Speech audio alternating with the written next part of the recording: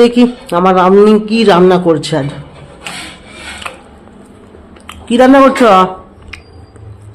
উৎসা। রাতেরবেলা উচ্ছা? রাতেরবেলা উচ্ছা আমি খাইনি।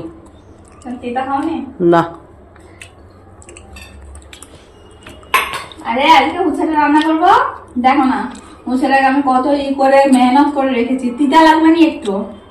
এরকম উচ্ছার ভিতরে সব বের করলে এর ভিতরে যা ছিল বের করে এটাকে এরকম করে করেছি, দেখেছো? এর ভিতরে মশলা নেই আর বীজ সব বের করলে এই যে দেখো এত বীজ বেরিয়েছে। আর এই যে এত মশলা জোগাড় করেছি, একটুও তিতা লাগবে না, দেখবে কেমন করে বানাই।